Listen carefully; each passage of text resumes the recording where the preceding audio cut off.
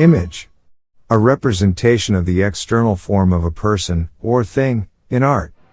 In the meantime, they are images that inspire, educate, and sometimes just make us say, wow. Yeah. Over the years, NASA has given us spectacular photos and renderings that reveal a colorful and mysterious universe. No doubt. And now Chris Martinez is introducing us to two of the artists behind some of the most iconic space art in the galaxy. In a small, bright office, working side by side, Let's see. Robert Hurt and Tim Pyle bring the universe to life. What we're doing does have real science underlying it. Robert is an astrophysicist turned artist. Tim, once a Hollywood animator, is now a planet illustrator. Together, they produce some of NASA's most popular images, from renderings of how planets light years away could look, to actual photos of stars and galaxies captured by NASA's powerful telescopes. And this is sort of how it comes to me. And then Many of those images have a dark, grainy start, but color and light reveal an astonishing glimpse of how the deepest regions of space might appear to the human eye.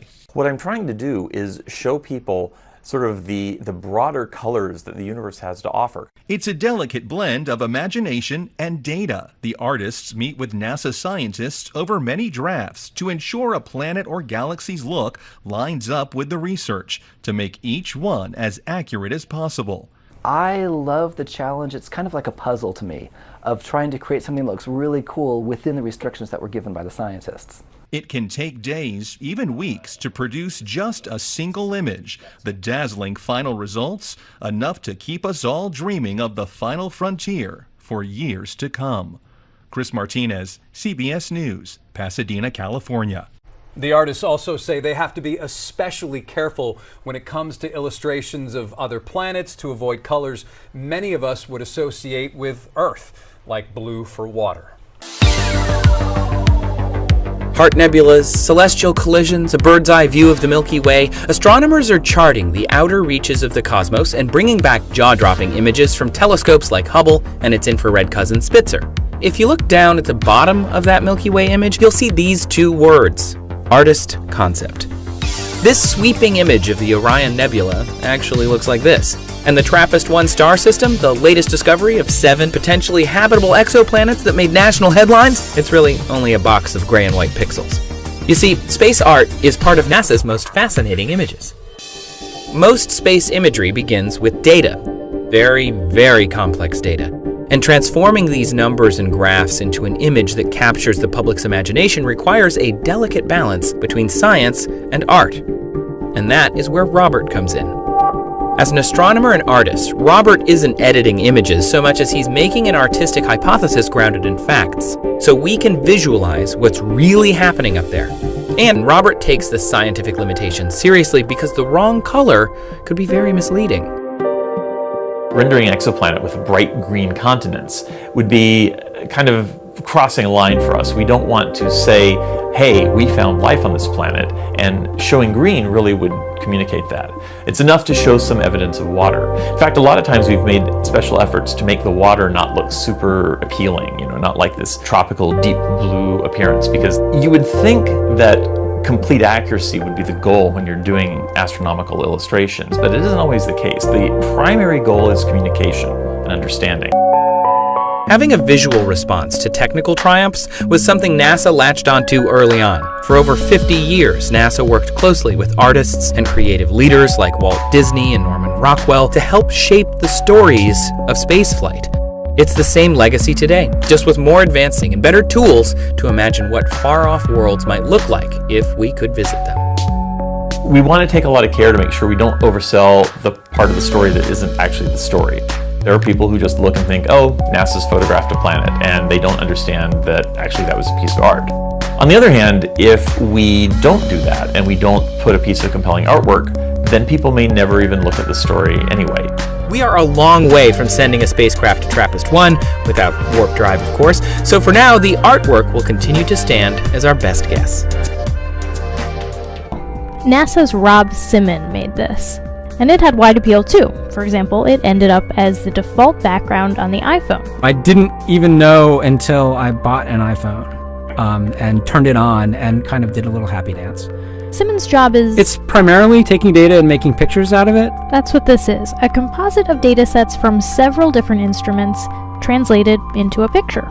To us, the really cool thing was the data set. Up until that point, there was no realistic color map of the globe anywhere. So the land layer here comes from the Moderate Resolution Imaging Spectroradiometer aboard Terra. And the tricky part here was the weather. So we actually had to take clouds out. They stashed the clouds for later, went onto the ocean. That came from an instrument that measures phytoplankton in the sea.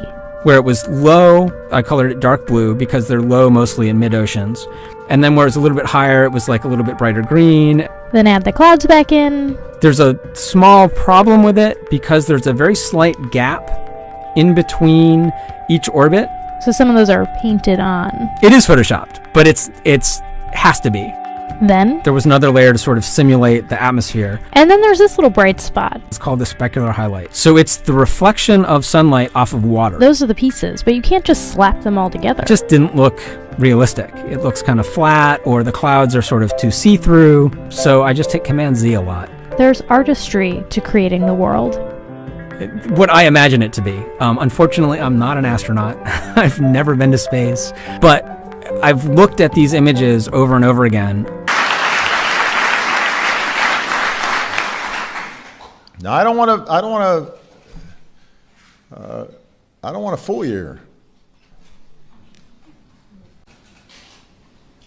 Last month, for the first time since 1972, NASA released a blue marble, a single snapshot of the Earth taken from outer space. And so much has changed in the decades between that first picture and the second.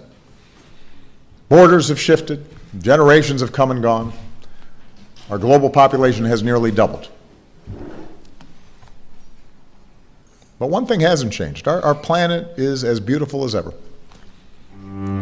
Okay, now you just heard your ex-actor president tell you that only 2 pictures have ever been taken from so-called space. The first one supposedly being taken in 1972, and the second one supposedly being taken in 2015.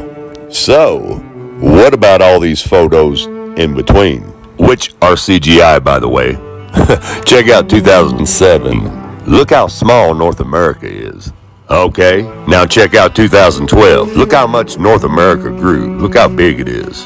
Now, I could understand the population growing within a 5-year period, but are you trying to tell me that the continent grew too? Because that's what you're showing me. Anyways, look at the 2 versions. Look at the 2007, look at the 2012. They're totally different. That's because it's CGI. Your whole world is made up, fabricated, CGI, computer-generated images. And they sit there and tell you to your face. Our planet is as beautiful as ever.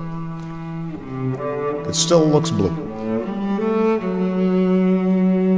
And it's as vast, but also as fragile,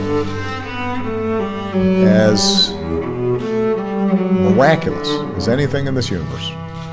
This blue marble belongs to all of us. It belongs to these kids who are here. There are more than 7 billion people alive today. No matter what country they're from, no matter what language they speak, every one of them can look at this image and say, that's my home. You can look at this image,